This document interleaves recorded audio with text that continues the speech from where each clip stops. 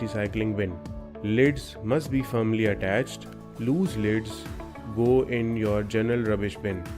Steel tins, aluminium cans and foil, paper and cardboard, and plastic bottles and containers go in your mixed recycling bin. Food scraps and garden clippings go in your food and garden organics bin. You can use paper towels to wrap your food waste. Put your glass bottles and jars, food scraps, and mixed recycling in the bin loose, not in bags. Plastic bags and other items that can't be reused or recycled go in your general rubbish bin. This includes kitty litter, animal droppings, old textiles, and nappies. General rubbish should be bagged or wrapped. Update your recycling knowledge today. Learn what goes in each bin by visiting merri-bek.vic.gov.au/recycling-guide. Good evening, councillors, members of the gallery, and to our viewers live streaming tonight's meeting. Can you hear us? No. Okay. So we'll just make sure the gallery can hear us. My mic's on. You can hear us now? Great. All good. Thank you. All right, so start again. Good evening, councillors, members of the gallery, and to our viewers live streaming at home. My name's Councillor Adam Pulford, and I'm the Mayor of Merri-bek City Council and the chairperson for tonight's meeting for planning and related matters. It's my pleasure to welcome you all to tonight's meeting. We are meeting on the lands of the Wurundjeri Woiwurrung people. We wish to acknowledge them as traditional custodians of these lands and waterways and pay our respects to their elders, past and present, as well as to all First Nations community members who contribute significantly to our community here in Merri-bek. This council meeting is being recorded and web streamed live to council's website and Facebook. This recording will also be available as video on demand. Gallery attendees are advised that they'll be recorded during tonight's meeting. A reminder that as councillors, we will act in accordance with the Councillor Code of Conduct, which will support the principles of leadership and good governance that secures public confidence in the office of councillor. In the event of an emergency or disruption, we may be required to take action to ensure everyone's safety. For members of the gallery and councillors attending in person, please follow the directions issued by council staff and security officers. Thank you for your understanding. I'd like to introduce the other councillors in attendance tonight. We have the Deputy Mayor, Councillor Lambros Tapanos. Good evening. We have Councillor Angelica Panopoulos. Good evening. Councillor Oscar Yildiz.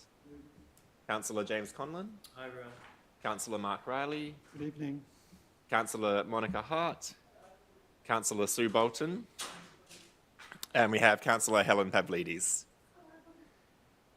We may have Councillor Anna-Olivia Carley-Hannon and Councillor Helen Davidson joining us online. I'd also like to introduce Mark Hughes, who's the Acting Group Manager of City Development, and we also have Phil Priest, who's our Acting Director of Place and Environment, and members of our governance team to make sure the meeting works smoothly tonight. Next up, we have apologies, but I don't believe we have any apologies for tonight's meeting. So on to conflicts of interest. Councillors, are there any conflicts of interest to disclose on tonight's agenda? No. Item 4, confirmation of minutes from previous meetings. Councillors, could I please have a motion for the confirmation of the minutes of the council meeting for planning and related matters held on the 24th of April 2024? Councillor Pavlidis to move, Councillor Yildiz to second. All those in favour? I declare that carried. We'll now move on to, I guess, the main items on our agenda. But before we do that, I'll just outline how tonight's meeting will run. For the items in relation to a planning permit application, the relevant planner will introduce the report and officer recommendations. I will then give objectors the opportunity to make their submission. After this time, the applicant will be given the opportunity to speak. If you're making a submission, please clearly state your name for the record. You're requested to present viewpoints clearly and concisely on why you support or oppose the planning application. Please do not repeat what earlier speakers have said and keep the discussion focused on relevant issues and points not previously raised. If you're opposed to the planning application, please inform the meeting why you're opposed and suggest an alternative approach that would satisfy your concerns. Please use this opportunity to focus on your concerns rather than matters of detail in the officer's report. There is a limit of 3 minutes for each objector and the permit applicant, but as chairperson, I reserve the right to increase or reduce the time. So we do have 3 reports this evening. The first report is 5.1 City Development Activity Report, March quarter 2024. Does any councillor have a conflict of interest to disclose? Do I have a councillor seeking to? Yes, so Councillor Riley. So just confirming what you're moving? Yeah, so Councillor Riley is seeking to move the officer recommendation. Is there a seconder? Councillor Pavlidis to second. Councillor Riley. Yeah, just briefly to, this is for those following on council business and needing to see how things are going in our city, particularly around urban planning matters. This is a quarterly report that is a very useful way to keep abreast of how things are trending, and you can see from here that there's been quite a drop-off in planning applications. That's a good news for our staff who won't be flogging themselves as much as they have in the past to try and keep up with all of the workload. But it does have an impact or likely flow on to things like continuing to get developer contributions for open space, and there are impacts of that nature in here. So the report just shows that we're actually slightly above the metropolitan and state averages on approvals, particularly around the smart Vic applications and getting across some of these bigger applications that we have to deal with, which often take time. So just really want to commend the officers for their work in this area and for trying to improve things for residents to make it easier to understand and get through some of the red tape. So I recommend and thank them for this report. Thank you, Councillor Riley. Councillor Pavlidis. Nothing further to add? Do any other councillors wish to speak to this item? We'll move on to a vote. All those in favour? I declare that carried. I think what was unanimous, so I didn't need to do any against. Item 5.2, next item. This is 2022 to 38 and 31 The Avenue, Coburg. It's a ministerial application, which means council is not the final decision maker, and it's MPS 2024-236. I'll ask Vita Galante, who's the Acting Unit Manager, Urban Planning, to present the report. Thank you, Mayor. So, as mentioned, this is an application that Council has been referred from the Department of Transport and Planning, and it's for a combined planning scheme amendment and planning permit application at 22 to 38 and 31 The Avenue in Coburg. What that means is that the Minister is responsible for determining the application, but will be informed by Council's position on the matter. The site consists of 2 state government-owned parcels of land. Area 1 is the larger parcel shown on screen and is the former Kangan TAFE site. It's bounded by the Grove to the north, De Carl Street to the east, the Avenue to the south, and an unnamed laneway to the west. Area 2 is to the south of the Avenue, west and west of De Carl Street, and is vacant land.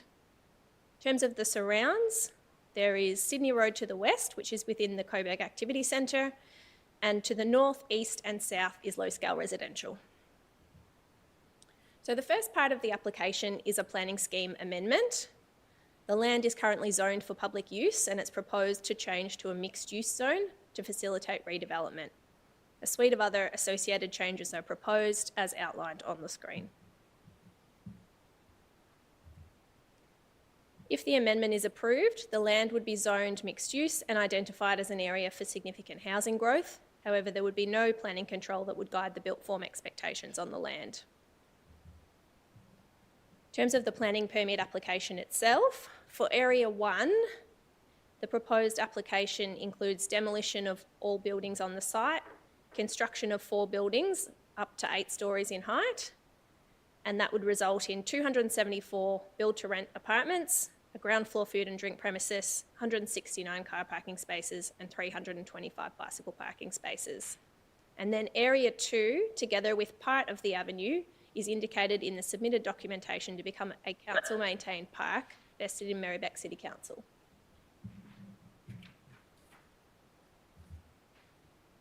The development has a number of positive attributes, including a high-quality architectural design, excellent ESD and accessibility outcomes, and limited off-site amenity impacts. The proposal can also result in significant benefits to the community through the widening of the Western Laneway and provision of a public park. However, this is subject to conditions of the officer recommendation, which seek to ensure that the cost of delivering these upgrades is not borne by council. Recommended conditions also seek a reduction to the overall height and podium height of buildings 1 and 3 to provide an appropriate transition in height from the activity centre zoned land to the west and to the low-scale residential land to the east. Other key considerations are outlined in the officer's report and can be managed by permit conditions. So there are 3 parts to tonight's recommendation. The first, being Part A, is that the application should be referred to a standing advisory committee or planning panel to ensure that the matters raised by council are appropriately assessed and considered before a decision is made.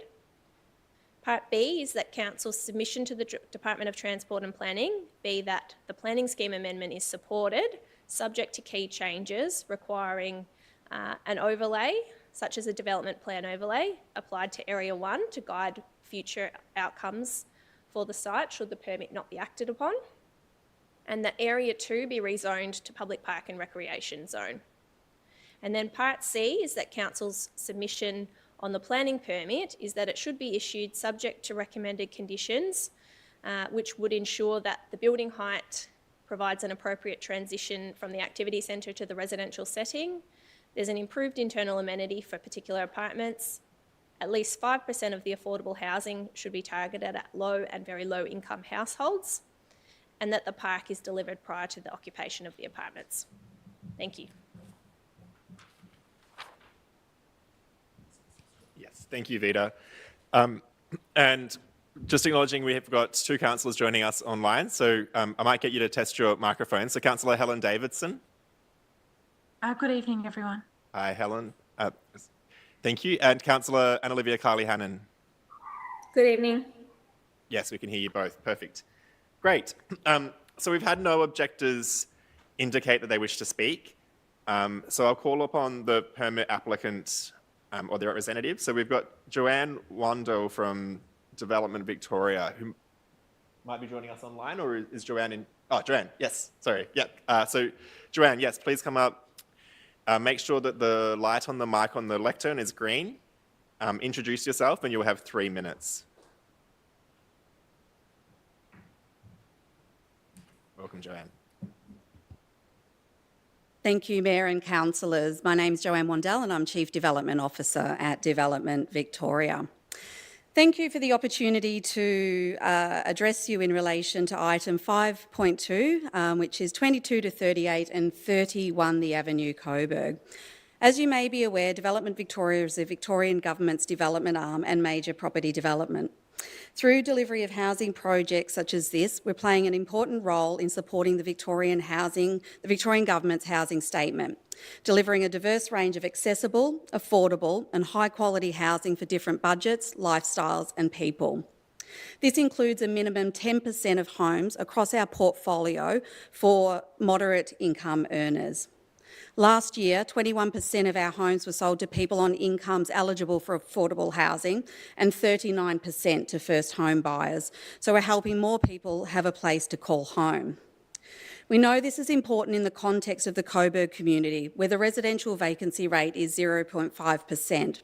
So like many places around Melbourne, Coburg is experiencing housing stress and affordability issues, as reinforced in the Merri-bek's affordable housing plan.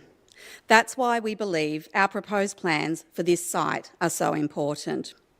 Transforming this site into a high-quality residential development will deliver much-needed housing right where it is needed, close to Sydney Road Activity Centre, with public transport, retail and a range of other amenities within this 20-minute neighbourhood. The community benefits of building new housing on this site are significant. It will provide new homes where people can thrive within an inclusive and connected community. At least 10% of the dwellings will be affordable homes as defined in the Planning and Environment Act. It will provide attractive open spaces and shared facilities for the occupants and also for the local community. It will deliver a diversity of housing stock in the Coburg area. It will include a mix of generously sized apartments ranging from studios through to 3-bedroom apartments. This responds directly to the local needs informed by the Merri-bek Council Plan, reflecting trends in housing composition, high population growth and housing demand. We're keen to see this project come to life for Coburg, reinvigorating activity on this site. Importantly, we've worked with Merri-bek officers since 2021 on plans for this site to shape the affordable housing, design, height, density, open space and sustainability. We believe the balance is right and the outcomes for community significant. We would like to thank the officers for collaborating with us on these plans, and we look forward to continuing to work together to deliver this important project for Merri-bek. We commend the proposal to you, and thank you for your time this evening. Thank you, Joanne. Do any councillors have any questions of Joanne as applicant? Councillor Conlon? Yep. So state government owns this land, and so therefore I think there's obviously significant control and influence that the government has over in terms of the outcomes for this site. Did the government consider a public option for this site, such as retaining the site as a public school or a TAFE, as the TAFE was the previous use, or public housing before the full privatisation proposal was put forward? Thank you for your question, Councillor. I can't speak to government considerations and decisions, but what I can say is that this project and this planning proposal is in direct response to Victoria's housing statement, which is obviously the government's key policy, and this is an area where we understand there is a significant need for housing supply. Thank you. Do any other councillors have any questions for Joanne? Right. Thank you. Thank you. Thank you, Mayor and Councillors. Now, I think we also have an architect. Is Sarah here? Yeah.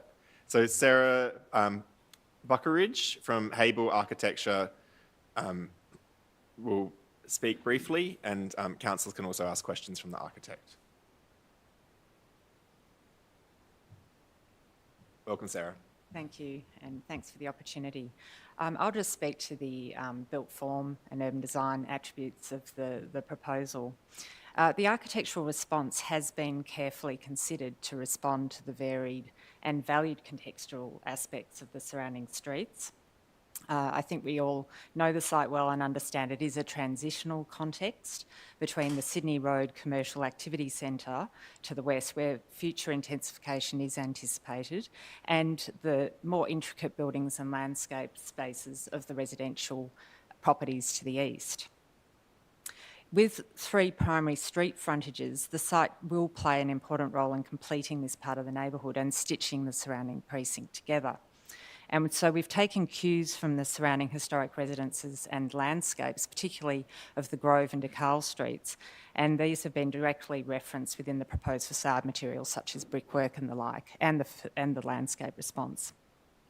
Clearly, a key issue around the master plan strategy is how to balance open space and height. We have communal open space which makes up 25% of the site and a relatively low building site coverage at 55%. So this has been balanced by proposing 2 levels of height above the adjoining heights that are preferred on the Sydney Road edge of 18 metres. So we're proposing 8 levels for a portion of the site closest to Sydney Road.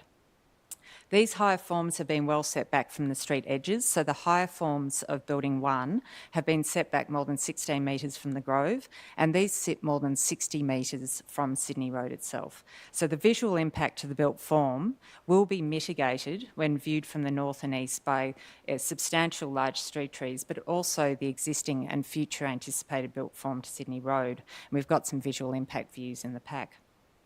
The master plan uses a central landscape spine to visually connect the Grove and the avenue and acts as the key organising space for the site. So we've broken up a large development into 4 building forms, which is responsive to the surrounding grain and provides site permeability for movement and views. We have participated in a series of presentations and workshops with Merri-bek, but also the OVGA and DTP to refine the design and to respond to feedback, particularly around detailed setbacks and podium heights on the corner of DeCarle and the Grove. The siting response has allowed us to achieve good building separations in accordance with the Merri-bek guidelines. This affords good access to light and air, and we have done extensive daylight modelling to achieve good to best practice daylight levels, which is consistent with the 5-star Green Star certification that's anticipated for the site. Extensive landscaping is provided across the entire site with varied scales of green spaces to ground plane and upper terrace levels. And positive building addresses are created with residential address points directly from street edges. Sarah, if I could just ask you to come to your concluding remarks. Absolutely. So the communal offering will include communal spaces that provide address to the Grove. Lastly, the public open space is critically important. With densification, you need appropriate investment in open space and public realm, and we feel that the new park will provide that opportunity. Thank you. Thanks, Sarah. Councillors, are there any questions for Sarah as the architect? Thanks very much. Now, are there any other people in attendance in the gallery tonight who wish to address this council application? Sorry, just both keen? Okay. All right, well... Thanks, Mr Mayor. Yeah, I'd like to move the officer recommendation. I was I'm a reading portfolio councillor, so I think I'll start.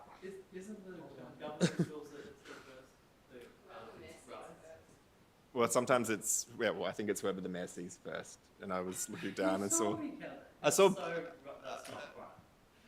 Councillor Tapanos. Thanks, Mr Mayor and councillors. I'd like to move the officer recommendation with some slight changes, and those changes have been circulated to councillors. They do include increasing, asking Development Victoria to increase the affordable housing component up to 20%, with a minimum being 10% social. And it also asks Development Victoria to seek and explore more opportunities to also incorporate any community spaces or social enterprise or educational or training facilities that speak to the historical context and use of the site. Apart from that, those two small changes, I'm moving the officer's recommendation as listed, and that includes the slight reduction to the built form. If I have a second, I'll speak further. Is there a seconder for Councillor Tapanos's motion? Yeah, so we'll just make sure it's being projected correctly.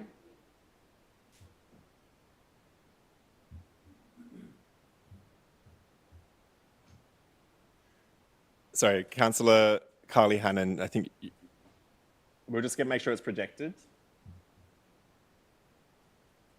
We're all good? Yeah. Thank you, Mayor and councillors. Look, it is exciting that something is occurring on this site after many years of sitting there idle. However, this development, as has been allocated from Development Victoria, speaks strongly to the housing statement. I think it also speaks to the need for more open space, and those two are really positive additions, and that is welcomed. However, I don't think it speaks adequately to the housing crisis as far as affordability goes, and the long waiting lists which we see on the state's social housing list. So I do think that this is an opportunity to go back and have a look how we can incorporate more social housing and more affordable housing into this development. Overall, I think that the design response for this site is really welcomed, and it is a good one, albeit it is slightly too high, and I'm supporting the officer's recommendation of scaling that slightly back. However, I do acknowledge that at the conclusion of this development, it would be a welcomed addition to this part of our municipality, to Coburg, an area that does need housing. An area that also needs jobs though, and just having some small retail activity, which would likely be a coffee shop or a small restaurant, is probably not sufficient enough. I believe that there are a lot of social enterprises out there looking for space. There are new and emerging industries and manufacturing, and there could be more office space, there could be more community training spaces, and I think that is important on this site. Partly because although the heritage fabric is going, and I'm supportive of that approach as well. The use of the site as a training institution, a former TAFE site, I think that if we can preserve that historical use, even on a smaller scale, that would be a welcome addition, and it will align with so many other priorities, shared priorities, I believe, both of council and the state government. And overall, I believe that this site is quite unique. It's large enough and it's positioned so well along Sydney Road, just in from Sydney Road, to be able to adequately meet its portion of the housing statement, get a good open space outcome, which it does, but also get a better outcome in regards to social and affordable housing, and a better outcome in regards to potentially some job creating uses, particularly around training, education, which is what its former use was. So I'll leave it at that. Thank you, councillors. I urge you to support it. Thank you, Councillor Tapanos. Councillor Carly Hannon, a seconder. Thank you. Yeah, I think this is really exciting. When I saw this come to council, I think for a lot of us who've, been in the area a long time or potentially grown up in the area, to actually see this site be redeveloped by the state government is really exciting. And we know that it's just causes us a lot of problems when we do have sites like this that are not being utilised. So I think I'm very supportive of what's being proposed, and also just to see it activated. And I love the open space contribution as well. Thank you. Thank you, Councillor Carly Hannon. Anyone wishing to speak opposing? Councillor Bolton? I definitely agree something needs to happen on this site, and I wish I could be as excited as others are.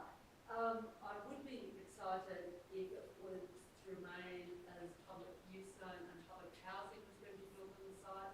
In fact, I've moved a motion previously on council for both the abandoned Kangaroo Batman sites to be redeveloped as public housing by the state government. The council to direct the state government over that. Sorry, Councillor Bolton, it's a little hard to hear. Oh, sorry, I forgot to turn on the mic. I'm sorry, I better say that again. Sorry for people who did hear me. I'm speaking against this proposal. I wish I could be as excited as others. I would be excited if this site was to remain a public use zone and be redeveloped for public housing. And in fact, I have moved a motion on Merri-bek Council in the past for both of the abandoned TAFE sites to be redeveloped as public housing by the state government. And the state government never took up that offer. And I think this is a pretty rotten outcome with such a tiny percentage of so-called affordable housing on this site. The land will be lost to the public. So this land was paid for by taxpayers. All of us pay tax. Even homeless people pay tax. We've lost, if this goes ahead, we will have lost the public land, and it won't be genuinely affordable housing. The build to rent model, basically the rents are at a higher rate than the surrounding market rents. That's the history of this model in Australia and overseas as well. So from that point of view, I would prefer to support the alternative resolution, which I believe Councillor Conlon is going to foreshadow. I just don't think we should give away public land, and I want it to all be public housing. Thank you, Councillor Bolton. Councillor Panopoulos. I've got an amendment that I'd like to move. Okay. So outline the amendment and then we'll see if it's... Sure. So we'll just get it on the screen, but it might be for a new Part D or Part E. And it was circulated earlier around some advocacy and just noting Council's general opposition to the privatisation of public land, noting that we've previously sent a letter to the Housing Minister in November of last year, as Councillor Bolton mentioned, saying that this should be public housing. And just asking that Council resend that letter to reiterate that that's our belief, and that we're calling for public housing to be built on this site. So we'll just get that on the screen and hopefully, well, yep. Yeah, so I just we might have lost the seconder. So in terms of process, I'll just ask governance, but See if it's acceptable first Yes. to the mover. Oh, sorry. yeah, so mover is the mover. So is that acceptable to you as the mover?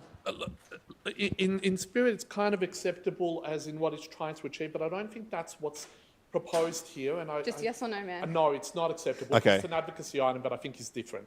Okay, so Okay, so you will need a seconder for your amendment. Does Councillor Panopoulos have a seconder for her amendment? Councillor Hart? Yeah. So Councillor Panopoulos to speak to your amendment. Thanks, Mayor, and thank you, Councillor Hart, for seconding it. So, as I've outlined, this amendment here is predominantly around advocacy, and that's because what we've got in parts A through to C are around the permit process itself, and I believe that they are quite tightly bound within the planning scheme and the planning system that we've got in place. So to get to really why I've decided to move this amendment and not just to go with what's been proposed is because we're at a time when there are over 67,000 households, totalling over 125,000 people on the Victorian Housing Register. And so it's really quite unbelievable that we've got a state government that has declared this prime piece of real estate to be surplus land. We've got land in key locations across inner Melbourne. This is not just a Merri-bek thing, that should be used for something that benefits the communities that are most vulnerable. And that something is public housing. So I think it's important to ask ourselves, how did we actually get to this proposal being presented before us? As has been said, this land has been disused and empty for years, and the state government has now declared it's surplus. They're saying that they don't need it anymore. This application also isn't actually even coming to us as council to make a real decision on it. It's being called into the minister because of the so-called community benefit provided by the so-called affordable housing that is being offered. So the community doesn't even actually get a proper say over what will be happening here, as they would have if they'd gone through regular council processes. Now, I mention the importance of the community because just a few months ago, I door-knocked residents all around the Avenue, DeCarl Street, Campbell Street and the Grove and asked them what they would like to see at the site. And they agreed that housing for the most vulnerable in our community would be an incredible use of that land. Now, we know that what the state government, through Development Victoria, have put on the table is not housing for the most vulnerable. It is this large-scale provision of private housing, which is fine, but not when you've got state government-owned land, and what I personally view as a rather tokenistic offer of so-called affordable housing to bypass our regular council processes. I firmly believe that this is public land and it should be used for public housing. So the thing is, though, this government has form. We look at the gasworks site, we look at Grand Place, we look at the Walker Street flats, and we look at their plans for the 44 public housing towers across Melbourne, of which we've got one here in Brunswick. Investment in housing is welcome, but not when it displaces and disrupts communities, privatises public land, and signifies a whole-scale retreat from something that governments used to be proud to invest in, and that is public housing. So whilst on the actual permit part of this, I am supportive of what the officers and Councillor Tapanos have put forward because it is strictly within that planning system process, I think that this is a bigger political question and quite frankly, we shouldn't even be here in the first place. So I urge councillors to please vote in favour of this amendment. Thanks. Thank you, Councillor Panopoulos. Councillor Hart is seconder. To make sure your mic's on. Thank you, and thank you to Councillor Panopoulos for putting forward, which I think is a very, very mild but a very worthwhile advocacy position. And I'm sorry it wasn't just incorporated into the general motion that was going forward. I think Councillor Panopoulos has summed it up extremely well in terms of what this site should have been used for in terms of public housing. The fact that this motion, and let's remember as well that this has been lodged under the Development Facilitation Program. And part of the aims of that program, state government program, is to focus on creating homes. And the fact that this proposal has got 10% of affordable housing with an even limited number of social housing as part of it is absolutely woeful. It's just private development, private housing, and what is even more woeful is the number of 3-bedroom houses, which are even part of these 3-bedroom apartments. It's not addressing the needs of families. It's not addressing the longer-term needs of people. It's focusing on a market of smaller apartments at higher economic value and higher yield for developers. That's essentially what it's doing. I can well understand the motion I think that Councillor Conlon is foreshadowing around that this should not really even be before us, and I totally agree with Councillor Panopoulos on that.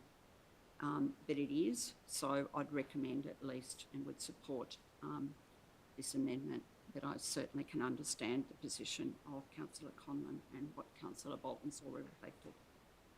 The least thing we're doing is actually putting forward this amendment. Thank you, Councillor Hart. Are there any speakers against the amendment?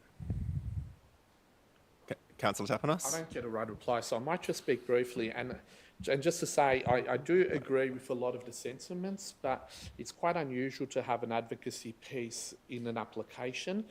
What I would recommend is that we don't support this amendment tonight, but foreshadow at our council meeting a broader advocacy piece, a letter to the Minister that talks about these concerns and many others, because there are many parcels in Coburg beyond this one, including the other TAFE site in Coburg North, which is significantly larger, and we need to broaden that conversation. So I believe the more productive way to deal with this would be to actually undertake a greater sort of advocacy piece that talks about Coburg as a whole, both some of the work in Central Coburg that we're doing and state government parcels, and incorporating all of that. And I would be happy to work with Councillor Panopoulos and any other councillor that wishes to draft something for the next council meeting. Thank you, Councillor Tapanos. Does anyone else wish to speak to the amendment? Councillor Conlon. Yeah, so I'll speak in favour. I support everything that Councillor Panopoulos has said, and very strongly, and what you're trying to achieve with the amendment. So I guess I'll support the amendment, but I'm not going to support this specific motion overall. And just the reason for that is just, I'm just a bit concerned. I think it's a bit of a messy process that we're pursuing with this particular alternative motion. I think that what we should be doing, so essentially the decision that we're making tonight as a council is we're effectively making a submission to the state government, because the state government has obviously sidelined us in the decision-making process. So we're making a submission to the state government to say whether we should support or not the rezoning of the land and the permit application for the redevelopment. So I think that is, so I appreciate Councillor Panopoulos' we're in a sort of tricky, messy process position. I completely get that. So I think it's more important, though, that we have a very clear position on this as a council. So I think my process is a bit clearer in that the intent of what council is trying to achieve is clearer, and our position is clearer, in that I'm pretty sure that Councillor Panopoulos is saying that we just don't support the sell-off of this land to the private sector. There's nothing public about this. And so, yeah, my position is that we should just refuse the application, make that position really clear, through a refusal of the rezone and the permit application. But Are you foreshadowing? Yes, I'll foreshadow that as an alternative. And it's really just to have a clear process, because I think if you think about what's going to happen after this, is that on the record, what the council decision will be that we sort of green-lighted this proposal. It'll look like that because we will have approved the rezoning and the permit. So I think it will be clear if council on the public record just says we refuse the rezone and the permit application, and that'll essentially be recorded as like a submission by council to the government against the overall proposal, which I think is what everyone is kind of, or most people who have spoken are talking about, other than the Labor councillors. But yeah, so that's my position. Thank you, Councillor Conlon. Does anyone else wish to speak to this amendment? Councillor Bolton, just make sure your mic's on. Sorry.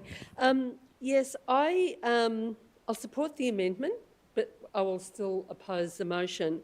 And I think if we if councillors, I can understand why councillors might think, well, yes, pass this resolution so that council has more influence over the outcomes on the site.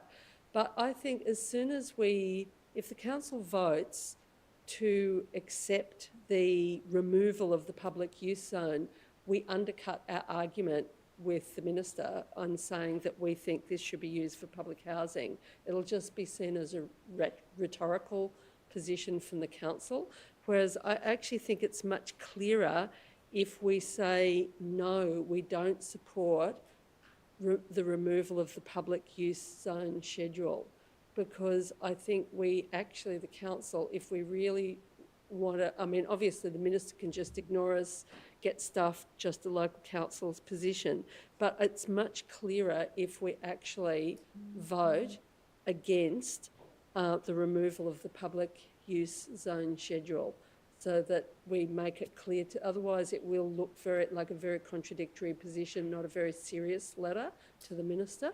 So, and also we know that we're going to be going through this process with the Coburg North TAFE site as well. So I think we do need to be consistent, and so I'd urge people to support the amendment but then vote against the whole thing. And yeah.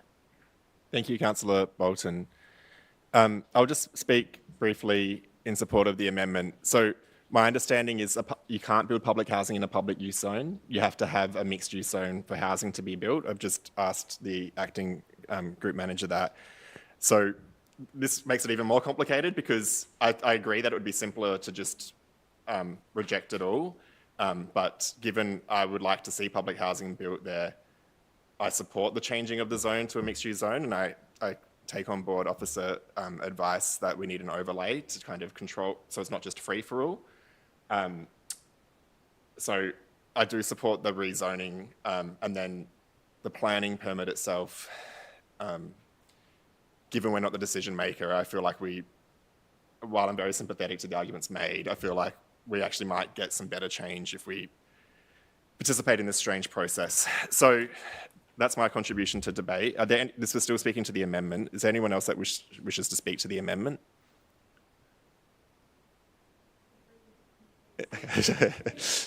Yeah.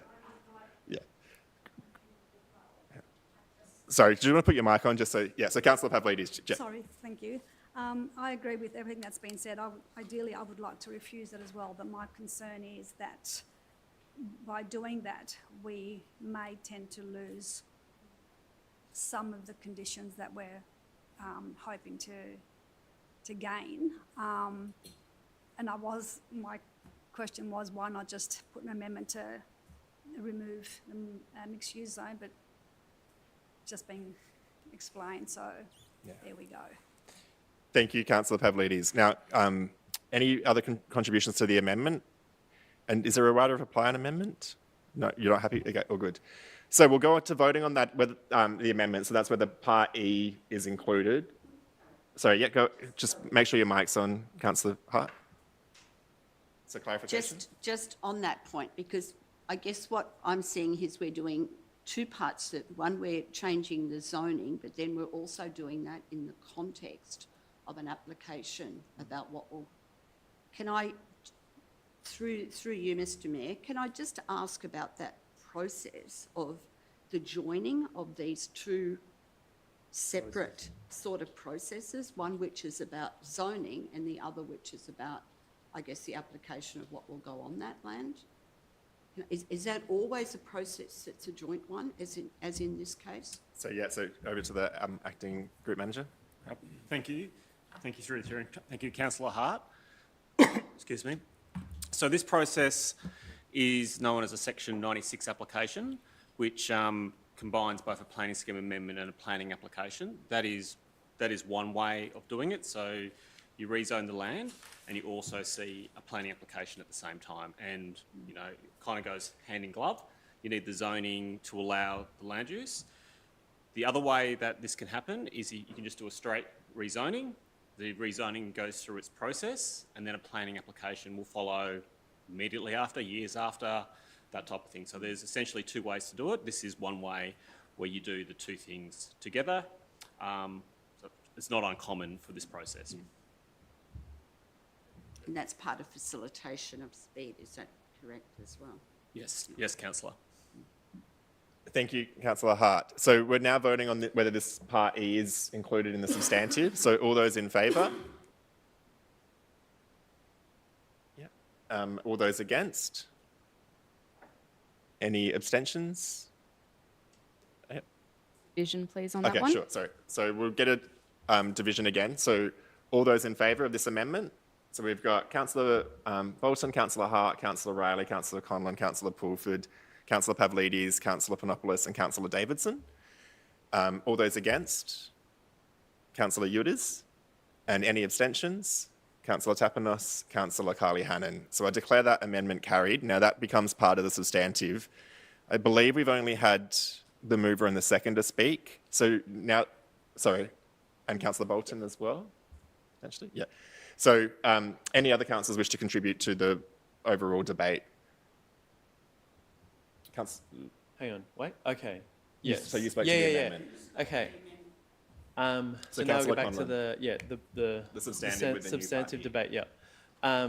So, yes, I think like we're all kind of in agreement. We're really just disagreeing about the process. So again, I just think, so I guess the pros of going down the path of like a sort of, approving it and then having conditions on it, like councillors have talked about doing that pathway as a means to kind of have influence over the process, which I understand that kind of approach in other sort of outside activism or advocacy spaces where you're having conversations with ministers and government, and sometimes it's the question of how outside or inside the tent you want to be, and sometimes it's strategically beneficial to, have a bit more of an inside the tent approach.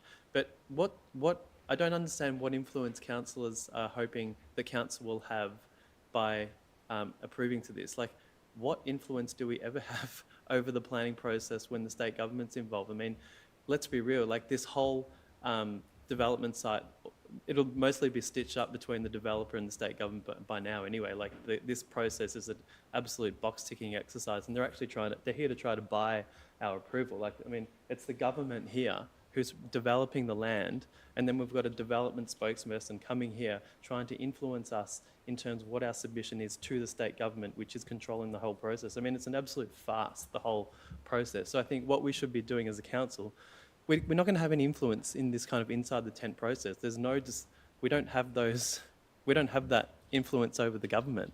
So yeah, I just think we should have a really clear position. We'll be on the record in years to come when this does get developed, and when the community starts to get interested and it starts to get developed, they'll be like asking questions. They'll go back to the meeting, and it'd be better if council has a really clear position that we just said no to the state government. We want this to be a public use, public housing, or a school or a TAFE, and we didn't sort of get not bullied or whatever, manipulated by the corrupted process. Thank you, Councillor Conlon. Do any other councillors wish to contribute to debate? Councillor Riley. Mayor, look, yeah, just briefly, there's been some good points raised in this process. I think the officers have done a good job trying to recommend to the Department of Transport and Planning, who is the responsible authority to deal with this, to reduce the height and address some of the amenity and the light impacts on many of the apartments. And there are, as the proponents have already outlined, there's some very good aspects around the environmental sustainable development and so on. And we're going to end up with some open space contributed through this process. And if they follow the officer recommendation, it'll not be at our expense, it'll be through the developers paying for that. And so the community in the area will end up benefiting. But ultimately, this is trying to address some of the housing needs. It's not the most ideal way to do that, and I think that's come up in the arguments that people are putting tonight. I think we should be investing more in direct public housing instead of the withdrawal that we've seen over the last 30 years or more.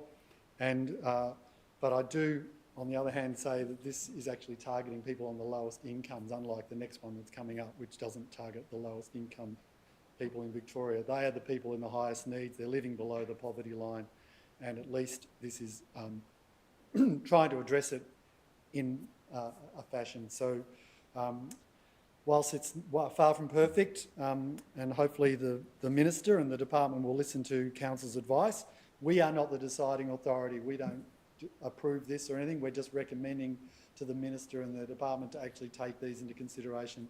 And I'm just hoping, beyond hope, that they might actually listen to a lot of the very sound advice that our officers and Councillor Tapanos and Councillor Panopoulos are putting up. Thanks.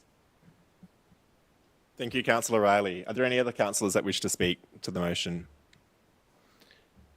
Yeah, so we'll go to the right of reply. You've got 2 minutes. Thank you, Mayor, and thank you, councillors. It was I listened to the debate with interest, and it was mentioned in the debate that we all agree. I don't think we all agree. I think that we disagree substantially about the strategy on how to influence government in this instance. I believe when you say, nah, don't like it, don't resign, don't do nothing, that's unrealistic.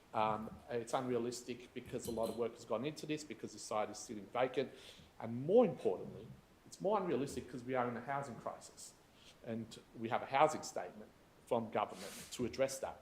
And I find it quite ironical sometimes that some of the councillors that mostly talk about the housing crisis and affordable housing are also the same councillors in this forum who vote against every housing application.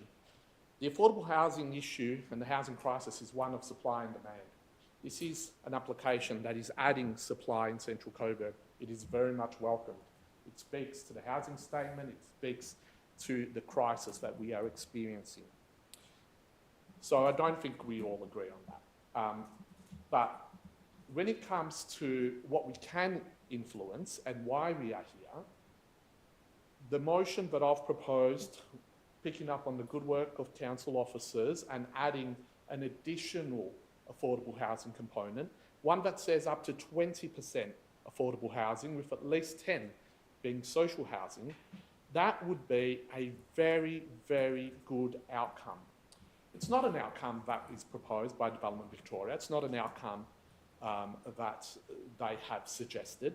It is an outcome that we, as council, are saying would be good for them to include. That is where the argument needs to be. If we can win that, that would be us doing our job well. If we can win more community space, social enterprise space, training, education, if we can have the debate about that and win that by going back to Development Victoria and seeking those opportunities, Councillor Tapanos, that would if you be a can. win for our community. And that's where the debate should be. Not pack it up, go home, we're not interested in participating. Thank you, Councillor That's not good Tapanos. enough. Okay, well, now that we've had the right of reply, we'll move on to the vote. So all those in favour? Okay, so I suspect people want to call a division, so we should just do it now. Yeah, so we'll call a division. So yeah, all those in favour, Councillor Riley, Councillor Pulford, Councillor Tapanos, Councillor Euides, Councillor Pavlidis, Councillor Panopoulos, Councillor Davidson, Councillor Carly Hannon. All those against? Councillor Bolton, Councillor Hart, Councillor Conlon. Any abstentions? No. I declare that carried. So we'll now ask the officer to outline the next steps. Vida.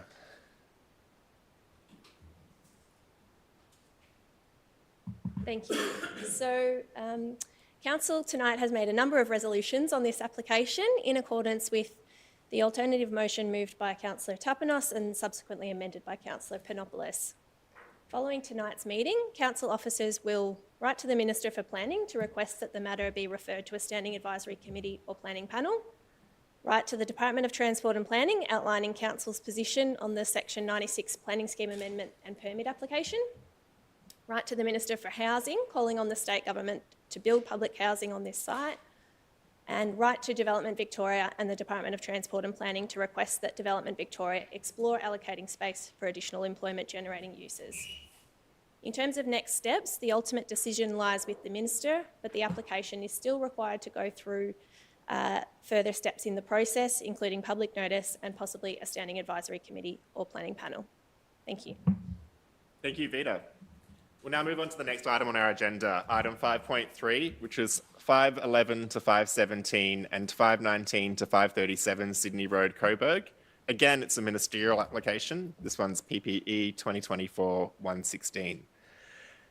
Does any councillor have a conflict of interest to disclose?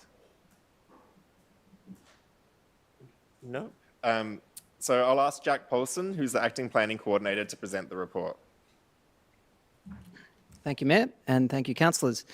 As mentioned, tonight's second presentation relates to another application that's been lodged with the Department of Transport and Planning, who are the responsible authority for this particular proposal at 511 to 517 and 519 to 537 Sydney Road in Coburg. The purpose of this recommendation is to inform the Department of Transport and Planning of Council's position on the application.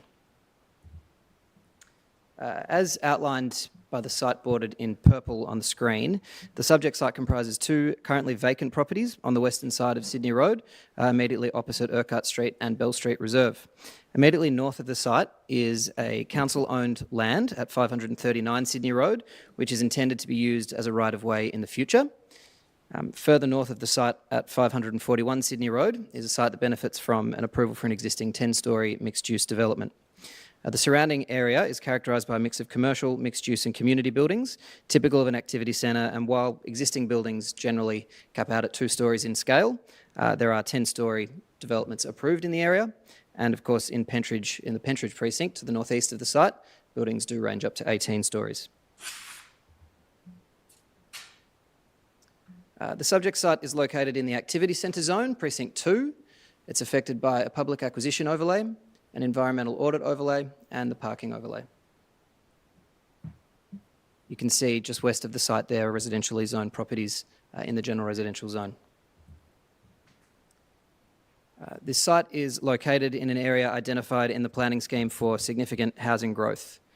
The key control in this instance is the activity centre zone, where Precinct 2 sets out a range of discretionary guidelines relating to building height and built form.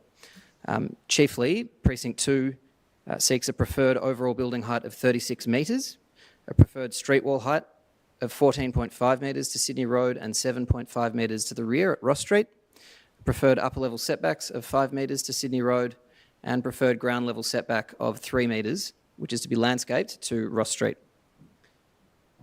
It's further noted that a key built form objective of the ACZ, or the Activity Centre Zone, is to encourage the redevelopment of Coburg Central as a mid-rise centre with buildings ranging from 6 to 10 storeys. The site benefits from an existing planning permit issued in June 2012.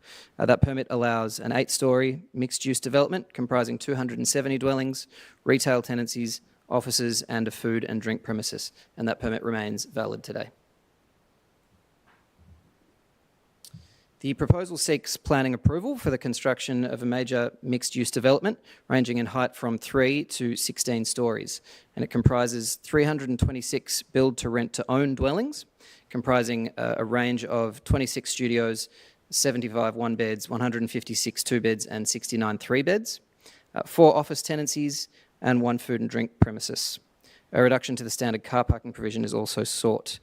This slide sets out the preferred height controls, sets out the proposed height and proposed scale of the north and south tower. The north tower depicted on the right hand of that image, which is proposed at a scale of 16 storeys. The south tower proposed at 15 storeys or 46 metres. A smaller southern component of that south tower at 11 storeys or 34.5 metres. And it also sets out the rest of the proposal below. The Department of Transport and Planning have completed the process of public notice, which involves sending notices to the owners and occupiers of nearby affected properties.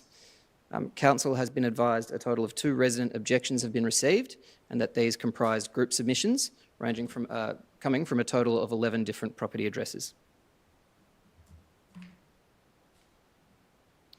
Subject to changes achieved by recommended permit conditions, it's considered that the proposal for a major mixed-use development can be supported in this instance. Recommended conditions aim to reduce the building height of the front towers by 3 levels each as they front Sydney Road, and the rear tower component by 1 level, with this change considered to mitigate off-site amenity impacts such as overshadowing to an acceptable extent. And that's to both the residentially zoned properties to the west and Bell Street Reserve to the east on the eastern side of Sydney Road. Further detailed design changes to the relevant facades can ensure that an exemplary design standard is achieved. The proposal will offer suitable benefits to the community, such as the provision of 60% affordable housing in the applicant's build to rent to own housing model, and 88% of dwellings being designed in an accessible manner.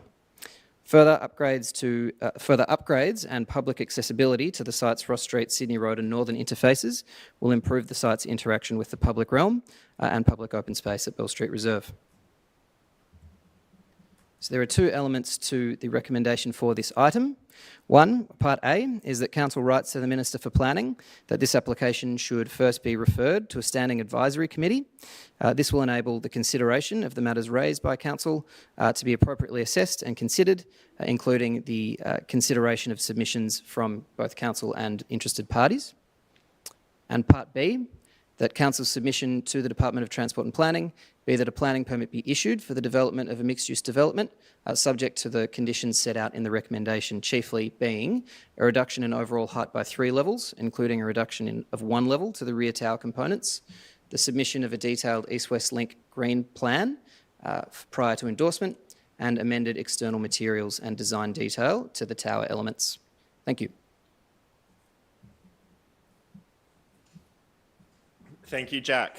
We have 3 objectors who've indicated they wish to speak. First up, we have Sally Collins, who I think is here in person. Sally, if you could just introduce yourself at the lectern, make sure the light is green, and you'll have 3 minutes. Thank you, Mayor and Councillors. My name is Sally Collins. I submitted an objection to the proposed development to the Department of Transport and Planning on behalf of 4 Lob Street homes, and I have emailed this through to you all to highlight our concerns.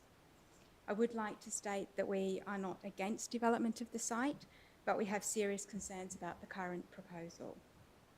I acknowledge and support the benefits of several of the recommendations of the planning report before the committee this evening, but the amendments have not removed our concerns.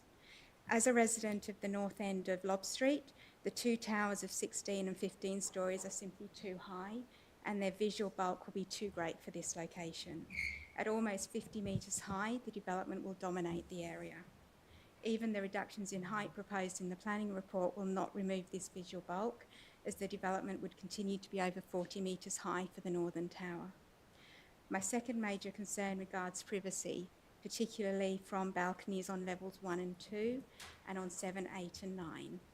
I ask that more consideration is given to reduce the impact of overlooking through the introduction of more privacy measures and removing the apartments that currently fall outside the preferred building envelopes. My neighbours who will speak tonight will also share more information on their privacy concerns.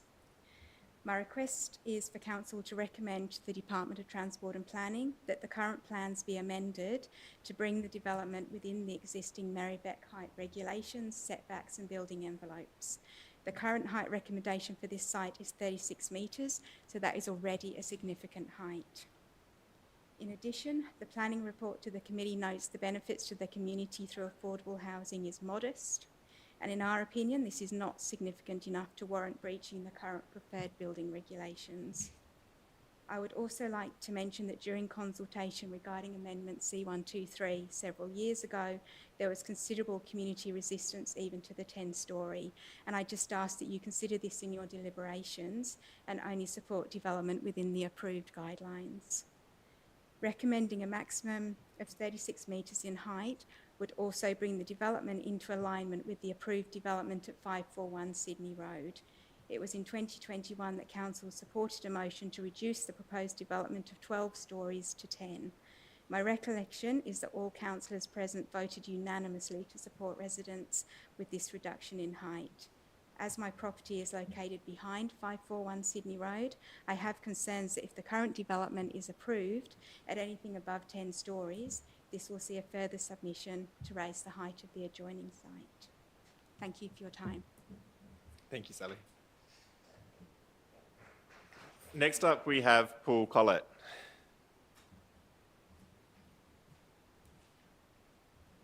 Welcome, Paul. So I'm Paul Collett, I'm from 8 Lob Street.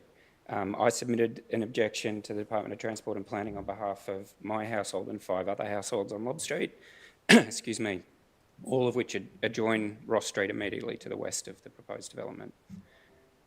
We acknowledge the Planning Officer's report and its request for modifications to limit the impact on Lob Street residents, but like Sally, would like to see these modifications go further and to bring the building into line with the agreed planning envelope for the site. Sally spoke about height and visual bulk, so I'll focus on privacy and overshadowing.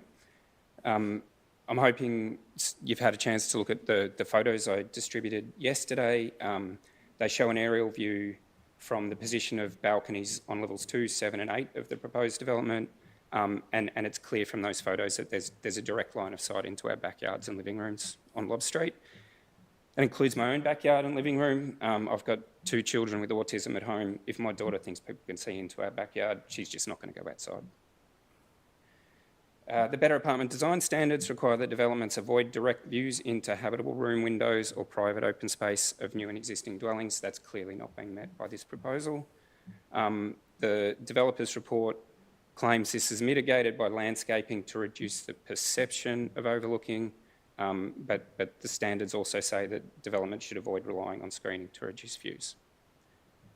Moving to overshadowing, so the profile detailed in the proposal shows impacts on the outdoor space of properties at the southern end of Lob Street, so numbers 2B, 4, 4A and 6.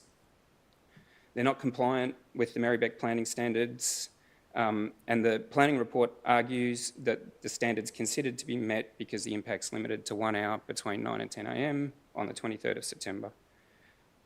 I'd assert that those standards have been set to represent a maximum overshadowing that's acceptable.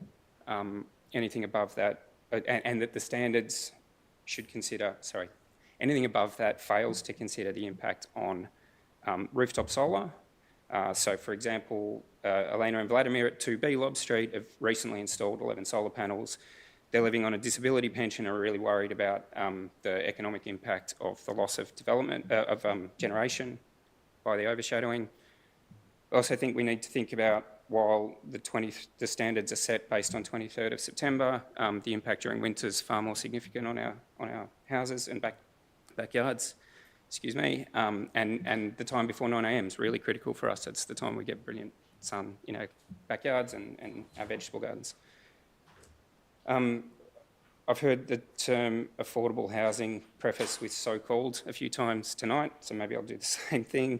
The proposal relies really heavily on its so-called affordable housing status as a justification. So, Paul, if you could come to your concluding remarks, please. Yeah, sure. So I think the model outlined in the proposal doesn't address the lowest 40%, which is what the objectives are that it claims to meet. In conclusion, the only other note on affordability is that ceases when the property's sold, so there's a short-term benefit there, but the impacts on residents continue forever. Thank you, Paul. You're over your 3 minutes, so. All right, thanks. Appreciate your Thanks for time. We now have another objector who's wishing to speak. Senthuran Logaswaran is here to speak on behalf of himself and Henry Marsh. Welcome, Senthuran. Thank you very much, Mayor and the councillors. I'm Senthuran Logaswaran. I live in number 4A Lob Street. We built a house, my next door neighbour, 4A Lob Street, Coburg, Henry Marsh. We built in a similar way, so we address the same issue, more privacy issue. We are more south end to this development, so we are highly impacted by the shadowing and the privacy. So our living, kitchen, dining areas are built facing east, that's facing the Ross Street, with big glass sliding doors in order to get morning sunlight, which improves our indoor environments. But the height of the new proposed development will cast a shadow over our properties. Our small living area, we got small living area for kitchen, dining, all small area, so which is opened up to the backyard garden by these big glass sliding doors, which would now be exposed and able to be seen from the balconies and the windows from multiple levels of the residents within the building. In order to protect our privacy, we would need to install blinds that would cover the sliding doors that affect our living areas. However, doing so would mean that these areas would not receive natural light, and also the view to our backyard gardens will be blocked. Also, the size and the height of the proposed building is too close to our single-story dwelling homes, which can be intimidating and confronting when you come out to the lounge room and see in the morning. We believe our mental health and physical health could be impacted due to the lack of sunlight and the privacy issue. We support this development. A lot of advantages there for many people, but considering our issues, if you can address and reduce the impact, we will highly appreciate. Thank you. Thank you. We now have Chris Staff from Assemble, the applicant, to speak.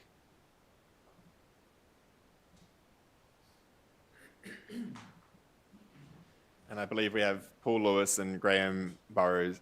Oh, okay, sorry. Just Paul. Okay, Yes, so, yeah. and we don't have Chris? I'm Chris. Oh, you are Chris. Okay, sorry. Well, welcome, Chris. And then we'll have a couple other people who can join you to answer questions afterwards, I believe. Okay, great. Thanks, Mayor and councillors and officers for producing the report. So I think, as probably quite a few of you are aware, we're a very active developer in Merri-bek. So we've got our first project under construction under this housing model in Ballarat Street, which is 171 homes, which will be finished later this year.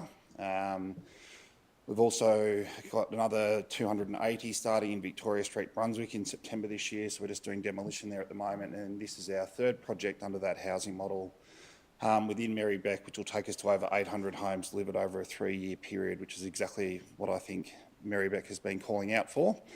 With regard to our build-to-rent-to-own housing model, that's a housing model that we developed in partnership with Australia's largest superannuation fund, Australian Super, who manages the retirement savings of over 3.2 million Australians with an average income of less than $70,000 per annum, and they specifically designed this housing model in partnership with us to support their members into home ownership over the medium term, which is something they see as a very important part of their mission to get their members into home ownership and asset ownership outside their superannuation balance itself. So we're really excited about this, and we think council's got a social responsibility to, not delete 50 homes off this project, which is the proposal that we see before us. So we think there's a social responsibility at the moment and a community movement to deliver more housing rather than less. So we really hope that the councillors can seek to amend the officer's recommendation around the deletion of 3 levels off one building and 1 level off another, and acknowledge that in locations like this within your part of Melbourne,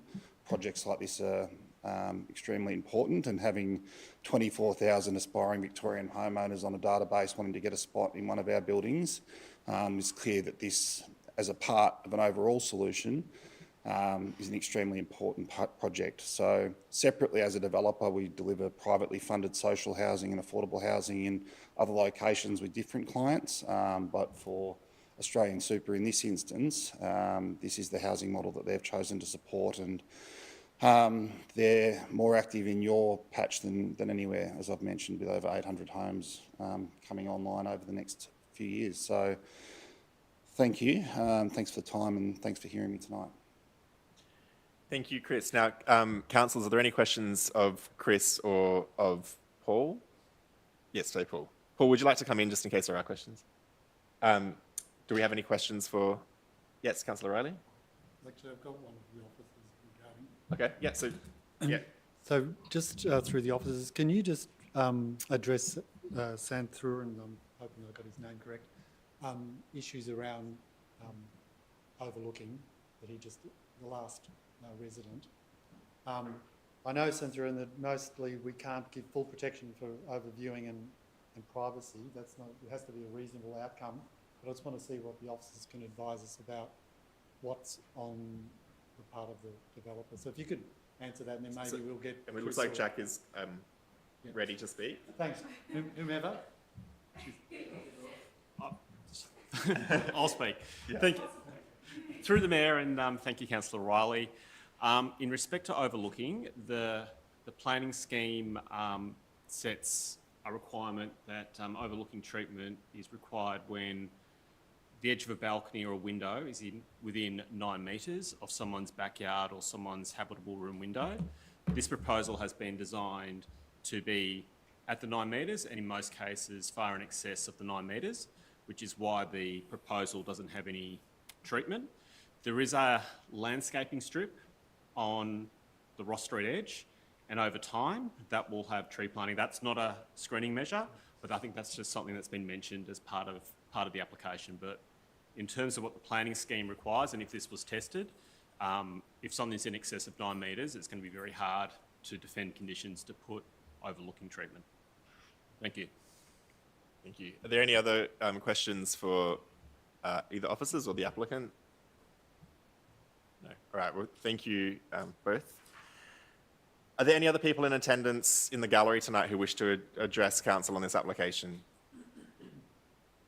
Okay. Yeah. If you'd like to approach the lectern and introduce yourself, and you'll have up to 3 minutes to speak.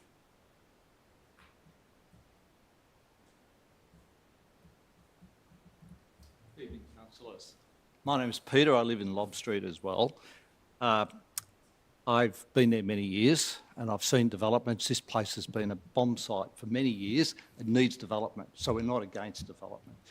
But when you live opposite a high-rise like this, it's going to be really affecting our visual disturbances, which I know doesn't count for regulations anymore, but it's a very important thing. It's also shadowing, and we won't be getting sun on our properties as it should be. Many years ago, I remember going to council meetings, what was it, Coburg 2030 they were talking about. And they were talking about really decent developments. And it was greening, and it was people-friendly, and it was, well, user-friendly. It wasn't great big 16-storey buildings. Now we're looking, I don't know what's happened in the last 20 years, and council is just doesn't have any power anymore, and it's led to this situation. Look what's happening in Pentridge. It's going to be a ghetto in another 20 years. They're just overdeveloping it, and this is what's happening here. So I just feel it's a people-friendly place is what we want. This doesn't lend to that at all. And look at our state government, which is a Labor government, is doing exactly the same as Jeff Kennett did, selling off our Coburg High School and all the rest of it. And this is what's happening down in the Grove. I can't believe Labor's doing this. I know they're broke. State government needs every cent they've got. They can't afford to build housing themselves. But these way they're doing it is just wrong. And so that's all I'd like to say. And it's more, I suppose, we're dealing with human beings all around this area, and this is not a human-friendly project. I don't care what all the developers say. It's not. Thank you. Thank you. Thanks for your contribution.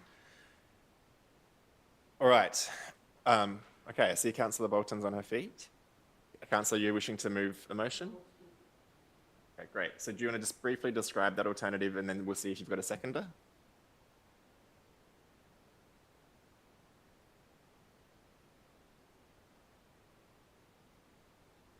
I'll just summarise it.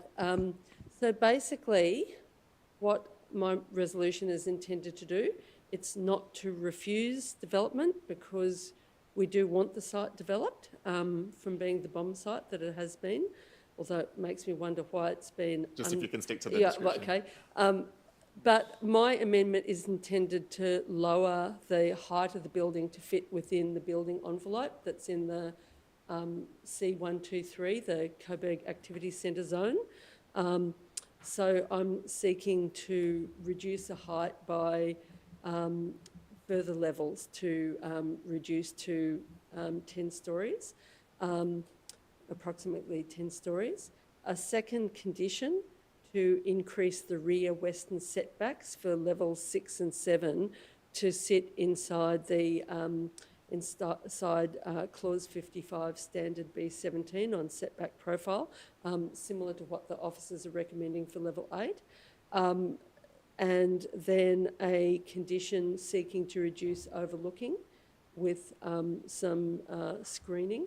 And then the last condition is to increase the rear setback to Ross Street podium to be consistent with that which is already approved for 541 Sydney Road. So you don't have a situation where you have one building here and then it juts out like that. So that's normally what the protocol is meant to be with development. Thank you, Councillor Bolton. Is there a seconder for Councillor Conlon to second? So Councillor Bolton to speak to your motion.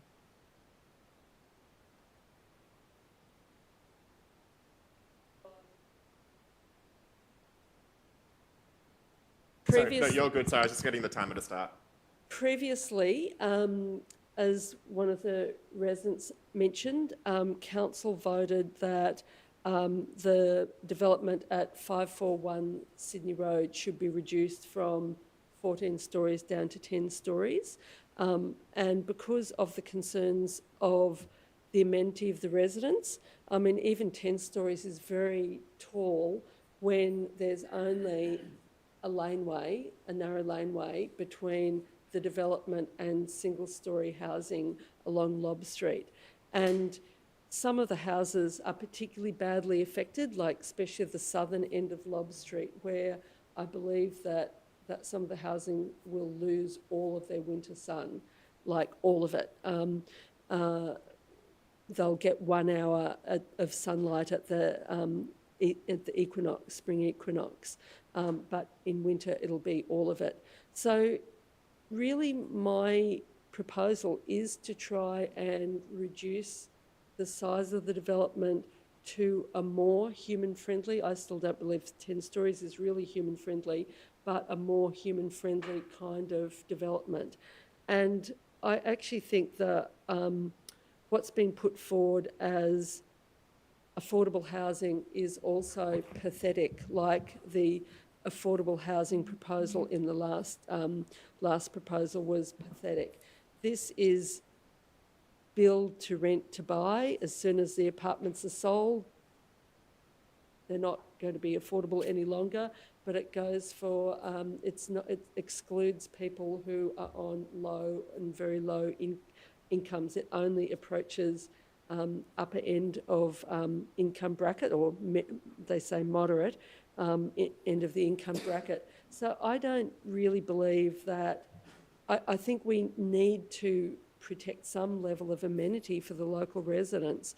And I think we did hear from one of the residents about the fact that, you know, they've sort of, in a sense, reoriented their house rather than to Lobb Street, but towards the back to get the sunlight, and that will all be gone. That's a significant loss for those residents. So the residents are not saying no to development. They, you know, agree. They know that it's not, the development won't come down below 10 stories, but we really should be operating on the basis of consistency with what was approved for the development 541. Also, it makes me wonder, all of those years ago, 2012, the council granted a permit for 8 stories, and that has never been acted on by the developer. So it seems to me that developers or owners of this site have just been land banking in the hope that the environment will change so they can increase, put in new applications for increased height and make more bucks. So I don't think this is a project about affordable housing. I think it's a project about profits. Thank you, Councillor Bolton. Councillor Conlon as seconder. Yeah, so I think Councillor Bolton's proposal is pretty modest and reasonable, really, but it's basically just saying that council's position should be that the proposal be scaled back to fit in with the vague or the preferred building envelope guidelines in council's own planning scheme. So it's basically saying that the developer should follow the rules that the council has set. That's not an extreme position. The extreme position is the developers coming to council and asking for almost doubling of the building envelope. I think we should also be clear about where we are again. So this is another planning application where the council has been sidestepped by the state government, where the minister will be making the call. This is becoming an increasingly common phenomenon where the state government is trying to sidestep or exclude the council from all planning decision-making processes. And I think what has been happening under COVID was that we were getting all of these planning applications fast-tracked under the guise of economic stimulus and economic recovery. Now that the political context has changed, now the new streamlined process is that it's all about social or affordable housing. And I'm a gigantic advocate for affordable and social housing, but particularly public housing. I think that's the only way we're going to get out of this housing crisis. But what the government is doing is using the guise of social or affordable housing as a way of ramming through major, massive private developments that are really just about making big bucks for the property lobby. So this is another example of one of those proposals. Unfortunately, we're in the position again of essentially being asked to make a paper submission to the state government, which they'll probably just ignore and put in the bin.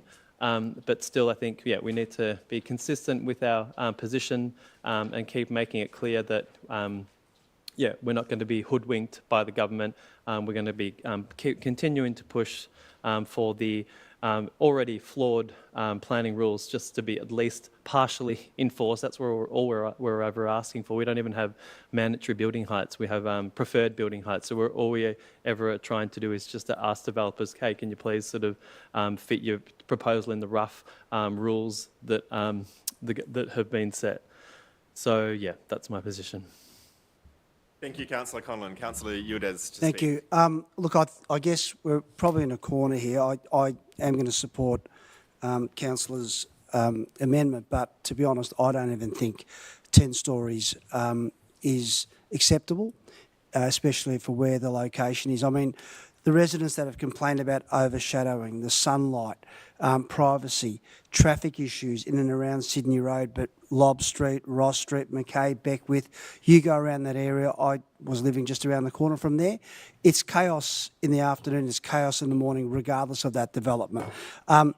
This development is going to take a number of years to be completed. What are these residents going to go through in that 2 or 3 years? The overdevelopment of, I couldn't believe it when I first saw it, 15 levels. It is ridiculous. I mean, look what's going on in Pentridge at the moment. You can't get out of Pentridge in the morning. You can't even go into Pentridge in the afternoon. The noise level that this is going to cause, the impact on our infrastructure and utilities.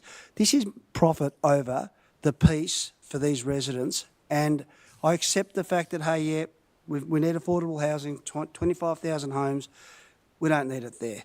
But even talking about the question I asked when I met with the residents a couple of days ago was, would I want to live where they are at the moment with a monstrosity like this? And the answer to that is absolutely no. It's not quality. I think the height's ridiculous. And I think the biggest issue we're going to have as a council is this is going to set precedent. This is going to set standard. What's going to happen going forward? Are we going to see more of this? And look, we are facing the largest, this is worldwide, where we've got movements from rural to urban. We want the urban sprawl. It's unfortunately not happening. People are actually coming in. If anything, build these things outside our suburbs, not in the heart of Coburg. This is going to destroy and people are going to move. And what's going on in our cities? People are moving. They're moving to greener pastures because they've had enough of the overdevelopment. And I did say parking. This is going to cause massive parking issues in and around those streets. And you won't, and believe it or not, very soon, if this gets over, we're going to need permits all along those streets. Thank you, Councillor Udez. Do any other councillors wish to contribute to debate? Sorry, can I just ask a question? Sorry, I know we're in debate, but can I just get a question of the officers through you, Mayor, as to how long council's had a chance to really consider this proposal? I just need that clarified, please. Sometimes we get a little more time to input into it, and I'm just wondering how much time that we had for this one. Thanks. Thank you. Through the Mayor, thank you. The Department of Transport and Planning has provided Council 14 days in which to provide a response. We're outside that time. We've already made a submission that we oppose the proposal, but we're looking to go back to them following tonight's resolution. Thank you. Councillor Tapanos wishes to speak. Thank you, Mayor and councillors. I'm going to speak against the motion and foreshadow the officer's recommendation. Again, we see an application that addresses the housing statement, housing affordability, very strong in this with the build-to-rent model. And we keep talking about a crisis, and lo and behold, again, a lot of the same councillors who speak about housing crisis are voting against an application to build more housing. I just wanted to say that I do hear and understand the residents' concerns here, and I sympathise with them. I think 10 years ago I would have supported 10 stories maximum here. But I think times have changed. I think we are in that housing crisis. There is a significant more pressure. I think what you see here is the ideal site for greater density. It's on a tram line, 8 kilometres from the city, near train station, school, open space, near theatre, shopping centre, and significant more amenities that are going to be built in central Coburg. I actually couldn't think of a better place to build this kind of development. And I think this is exactly what Coburg needs. Increased densities along this public transport corridor will have an economic impact that would reshape the whole suburb. I often hear residents saying we need greater quality shops and activity centre. Well, in order to sustain that, encourage people to have that economic development, there needs to be a catchment of people that are going to service those shops, those restaurants, and that's what this will do. It would bring more people in a space where it's perfect for more density. Can't keep extending the growth corridor and having a city that takes you an hour to go from your home into the CBD in a car. That's not sustainable environmentally. It's not sustainable economically for the state government to have to build new schools, new kindergartens, new roads, new hospitals. We have those facilities right here. And we have a site that's been vacant for many years that could take more housing. We heard the applicant say this recommendation of council officers, which I'm supporting, is cutting 50 less homes that are going to be available for people. The recommendation to council by Councillor Bolton, the motion before us, is cutting that, I assume, by another 50 homes, so 100 homes less. I think it's about finding a balance, and I think as much as I would like to see 10, I don't think if we were to support 10 tonight, it would be taken serious by the state government. I really don't. So I think this motion about 10 might get up tonight, and I think residents will think that they've had a win, and I think it would just be. But I think if you were to go to 13, Councillor Tapanos, if you can. that has a chance of being successful. And I think that would be what is the end outcome. And that's why I'm supporting 13, and I'm probably not the recommendation. Thank you, Councillor Tapanos. Do any other councillors wish to speak to this item? Councillor Pavlidis? Thank you, and through you, Mayor. I don't think any councillor can articulate any better than what our residents, Sally, Paul, Cedrin and Peter, said here tonight. And Peter, I do agree with you 100%. The council's powers are not what they used to be. We hardly have any powers left, realistically. And it is correct that our heights are preferred, and there's discretion with that. Ideally, I would prefer mandatory, but we don't have any wiggle room.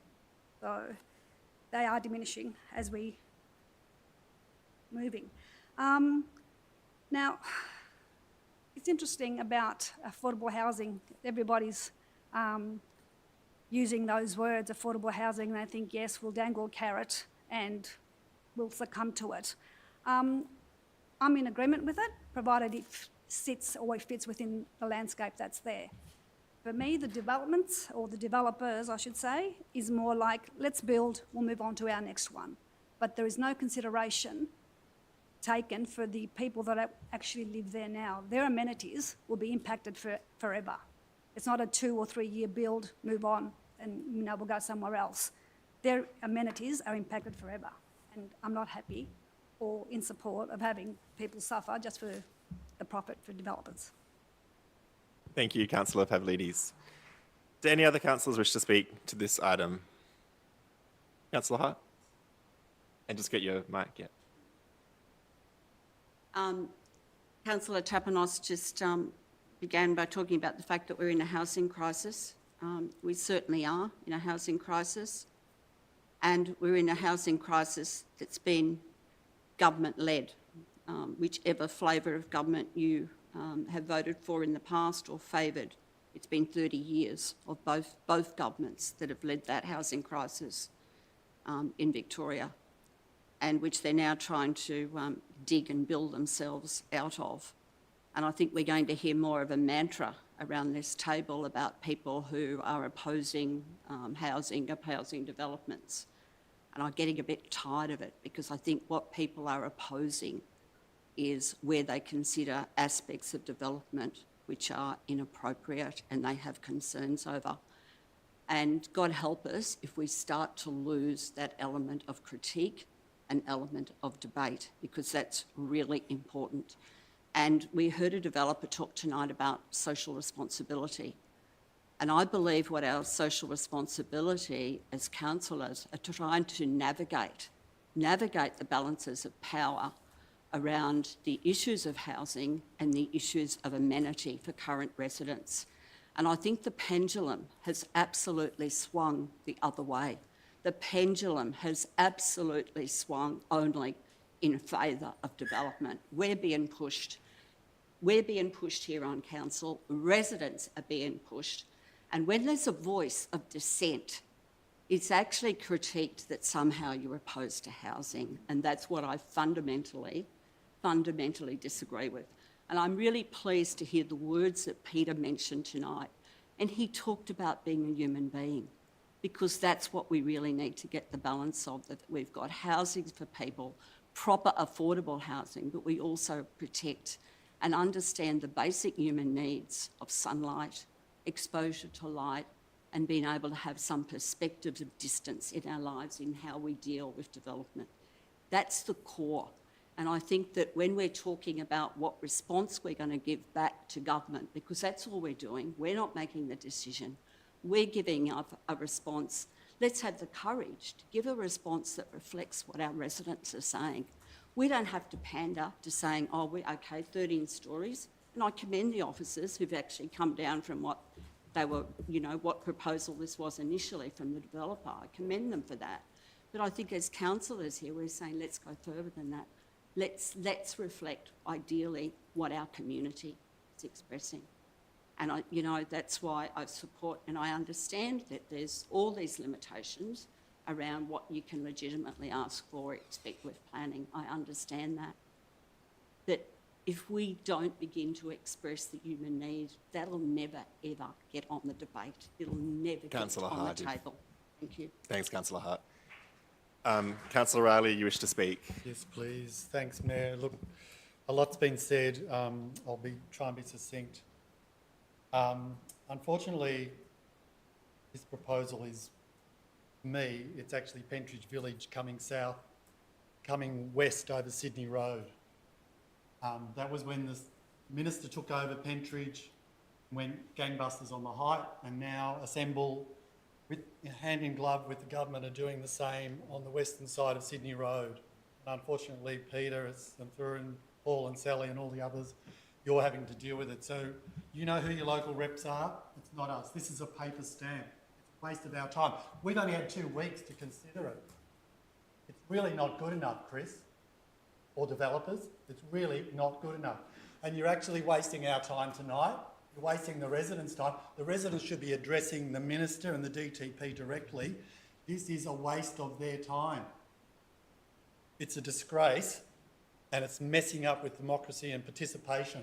And that's why people get frustrated with us as elected reps. And it's not fair on us as councillors, and none of you should cop it tonight. It's the state government, it's the Minister for Housing, and it's the Minister for Planning that should be copying it. If we were talking about 1 or 2 levels over the preferred height, which is what we would be debating if we were doing it, then we'd be having a serious debate and really getting stuck into each other over it. No, we're talking about 4 or 5 stories. We're not talking about a reasonable pitch. This is overdevelopment, it is overgreed, and it's under the guise of affordability. Well, let's talk about affordability. You could drive a truck through it. You could drive a truck through it. We need to get some sort of scheme to be able to give a star rating or something. We're talking about 1-star affordability or 5-star affordability. Well, we're not talking about 5 tonight. We're talking about maybe 1 or 1.5. And I'm serious. These proposals that this proponent has put up have always gone via the state government. They haven't come through us, and we've only had 2 weeks to look at it as officers and professional input. It's not good enough. It's good on accessibility. It's got good environmental sustainable design. And if you look at the richest percentile of incomes, these people on the lowest income in our city, people on statutory incomes, are not in the mix. They're not even mentioned. It's you might be if you're in there, but no, it'll be middle income, upper middle income, and the rich income people that can afford these. That's what we're talking about. Let's be clear. Let's not obfuscate this. So it's hard to support this, and it's hard to deal with a state government that's trying to force this on it under a housing crisis. Very hard. Thank you, Councillor Riley. Look, I want to just add a couple of comments. I can't match that fierceness, Councillor Riley. We are in a housing crisis, but it's not up to every site to fix their housing crisis by itself. And I think 10 stories here, given the precedent of the 541 Sydney Road, makes sense. And I think councils are also kind of taking into if you zoom out and see the full picture, the fact that there was a permit in 2012 for I think it was 8 stories, that hasn't been acted on in 12 years in a housing crisis. So I think it's unfair for pressure to be put on decision makers for every site to solve the housing crisis. I think we do need to take into factor good quality development. So happy to support this alternative move by Councillor Bolton. Do any other councillors wish to speak to this item? Sure, yeah, so Councillor Bolton, for her right of reply, you've got 2 minutes. Firstly, years ago, first of all, Councillor Tapanos says 10 years ago he supported 10 stories in the Coburg Activity Centre. Now he thinks times have changed and he's happy to support a much higher height limit, a height of 14 or 15 stories. I guess the thing is, how many stories? Box Hill's getting 30 or 40 stories. I think Mooney Ponds is getting 30 or 40 stories. Will it be 100 stories? What is the height limit? And also, don't we have an obligation as councillors to recognise we need some sort of transition between little single-storey cottages, because that's what we've got on Lobb Street, little single-storey cottages separated from the developments that are being proposed just across a laneway, because Ross Street is not a full-size street at that point. It's a laneway. It's a very small laneway. So it's sort of like a house here and, something there, and just, it's the laneway actually I think might even be less than the width between these 2 tables. I'm not sure, something along those lines. So it's not, and obviously residents have got used to trying to take advantage of the sunlight by having windows or glass doors at the back of their houses. And, Centurion really described what it's going to be like when these towers go up, if they go up. Because also this developer might land bank for 12 years too, waiting for the height limits to go up to 30 stories or something, who knows. I think this, we actually, sure, we've got an obligation to build housing, but when we leave it to the market, it's not guaranteed that it will be affordable housing, and we can see that lots of developers are using, putting forward pathetic, like not even genuine affordable housing proposals. And I think this is not a genuine affordable housing. Genuinely affordable housing in my book is public housing, and that's what I support.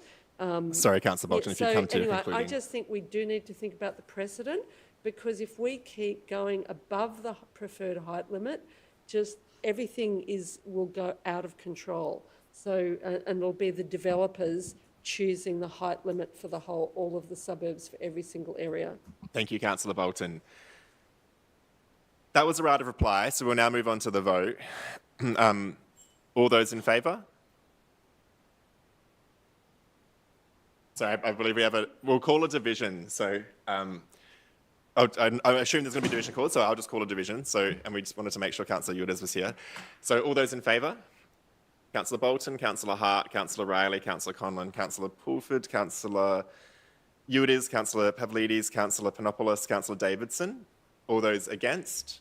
Councillor Tapanos? And any abstentions? So Councillor Carly-Hannon, I wasn't sure where you voted on that.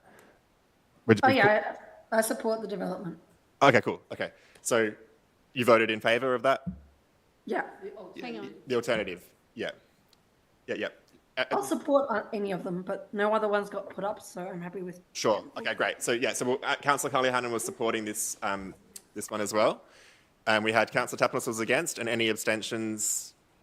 Sorry, is that you've got that? Yeah. So it was a bit messy. Great. So I declare that carried. So we'll now return to the officer, who will sum up the next steps. Thank you, Mayor, and thank you, councillors. Council has resolved to adopt the alternative resolution moved by Councillor Bolton to support the application for a mixed-use development at the subject site, subject to the conditions set out in that alternative resolution. So the next steps will involve council officers writing to the Department of Transport and Planning, advising that council suggests the application should first be referred to a standing advisory committee. And part B of the next steps will be that officers write to the Department of Transport and Planning, advising that a planning permit can be issued for the development of a mixed-use development at the subject site, subject to the conditions set out in the alternative resolution from tonight. Thank you. Thank you, Jack. That was the last item on our agenda. So thank you, everybody, for tuning in and for coming along. Thank you, councillors. Thank you, staff. And I declare the meeting closed at 8:17. Thanks, everybody.